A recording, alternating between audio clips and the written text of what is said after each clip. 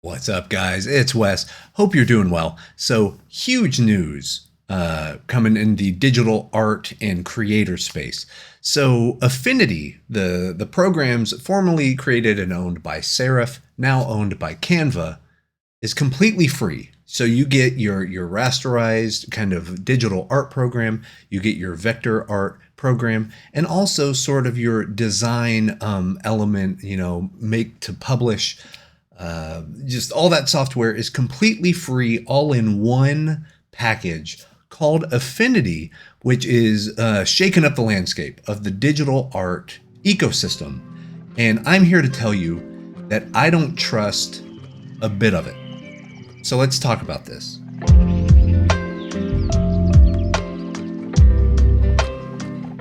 All right, yes. So a little preface.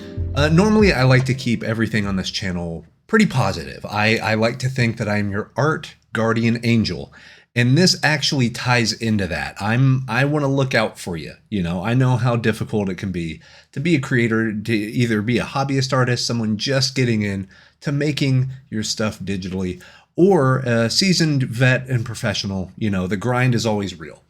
So what is this? So Affinity is something I, pun intended, have kind of an affinity for. I used Affinity back when it first launched. It was pay to own. Basically, each different piece of software, you had Affinity Photo, Affinity, let's see, Design, and then Affinity, the other one.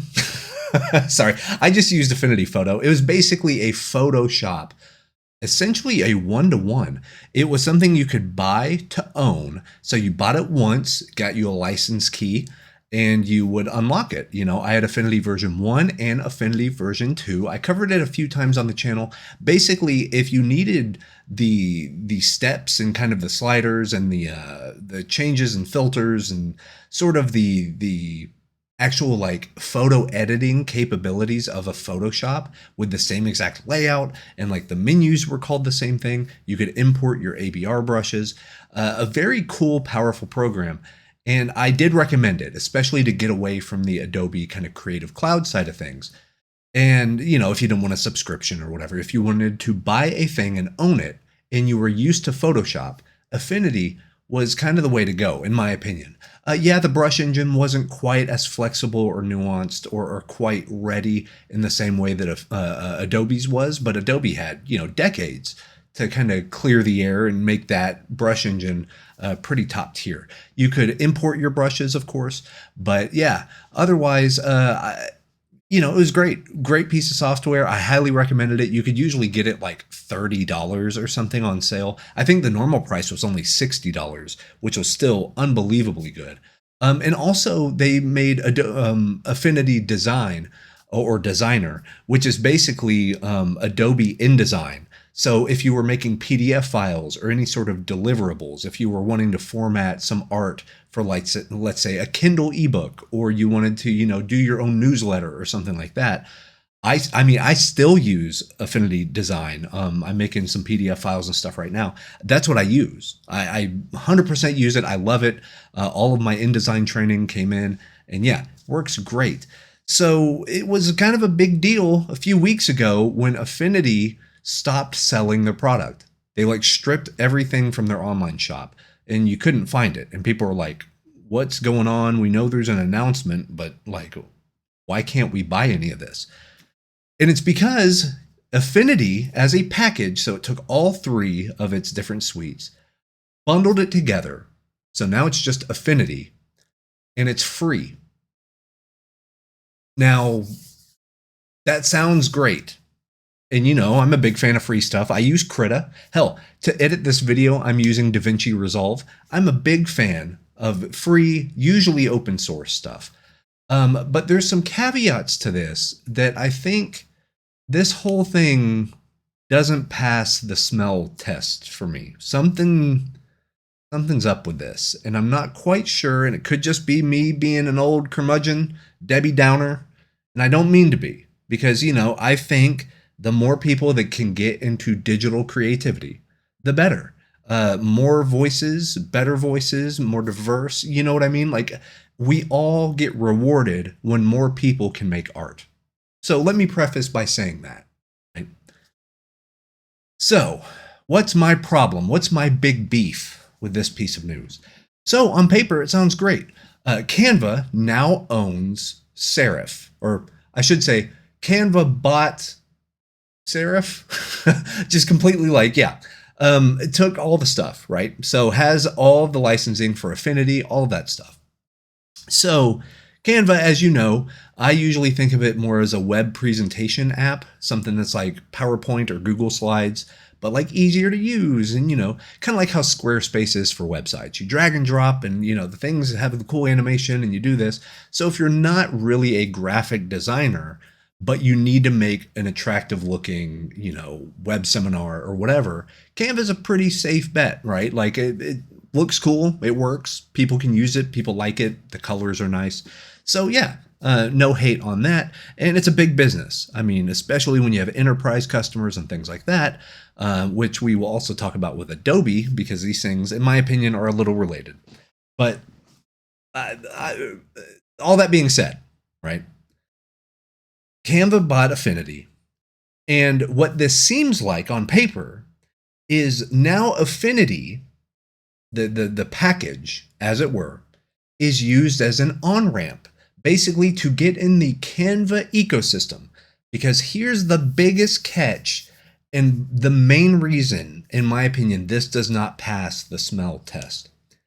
You need a Canva account to download Affinity and use the new free version of Affinity. And on the surface, that seems fine. You kind of need an account for anything. Hell, if you're on YouTube here, you probably have an account, right? It is what it is. You need an account. It's online, whatever.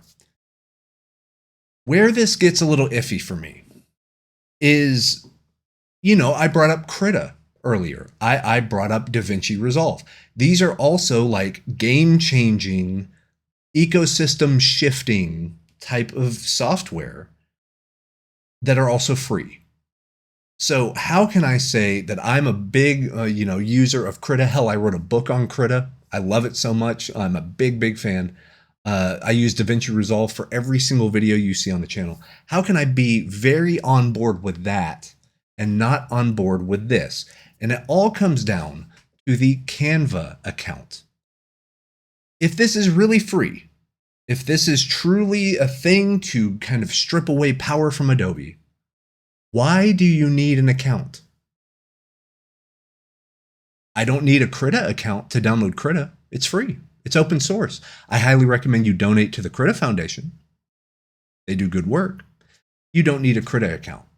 I use DaVinci Resolve. Hell, this next tax season, hopefully we're getting a little bit of taxes back, you know what I mean? I might, in fact, I probably will get DaVinci Resolve Studio, which is the $300 version. You buy it once, you own it forever. All you have to do, you don't even need an account. They email you a key. You put the key into your program and it ties it to your machine. So even then, you still don't actually need a DaVinci Resolve account. You don't need it.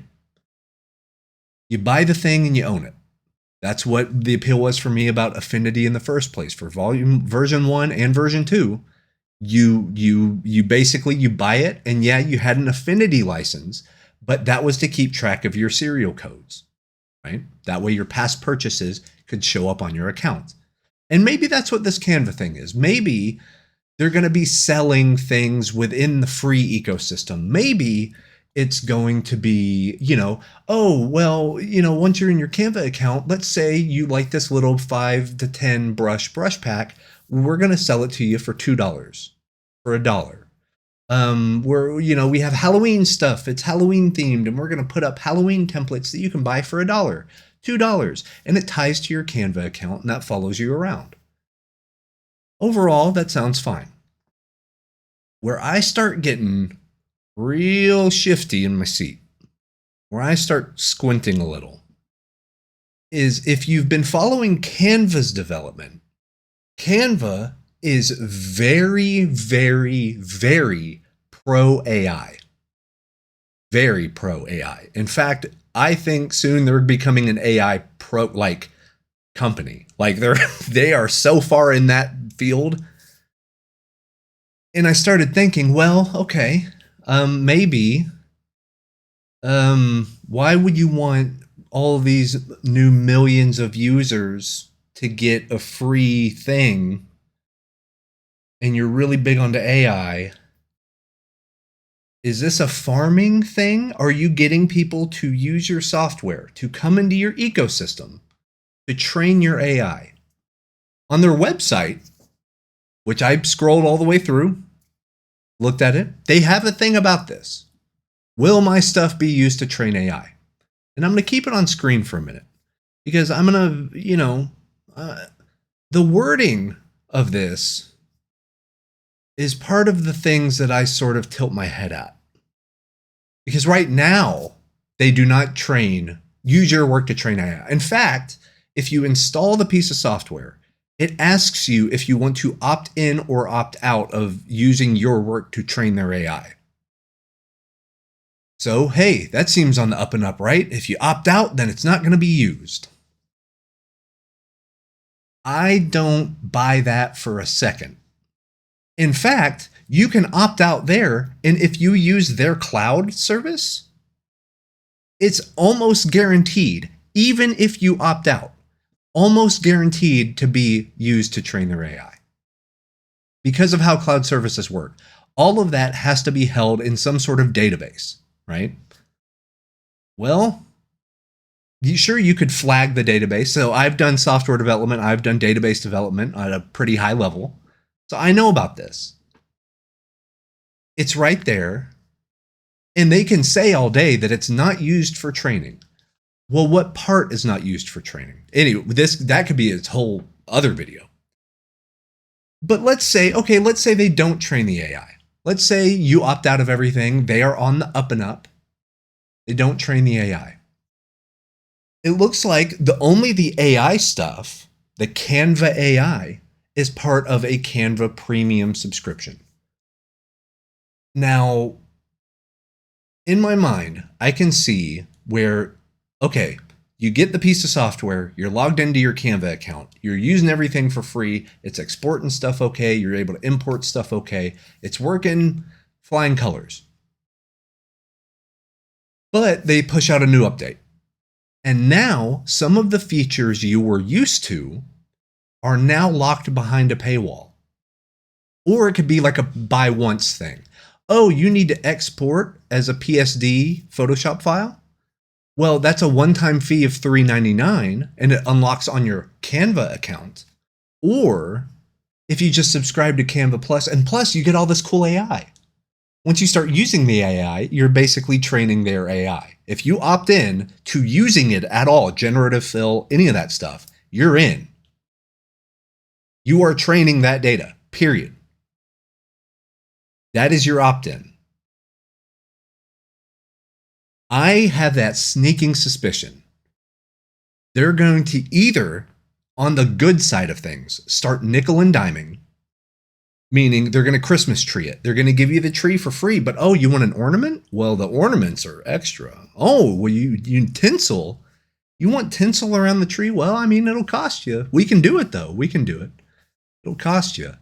Oh, you want the nice little base with the little train track that goes around? Well, that stuff costs money.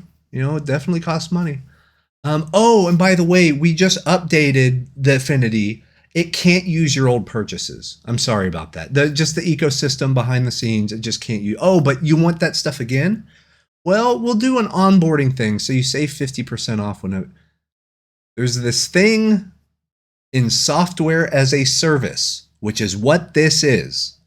Software as a service has a term, and this term is called e-inshitification, where they give you something on the up and up for free up front, and then make it shitty as time goes on.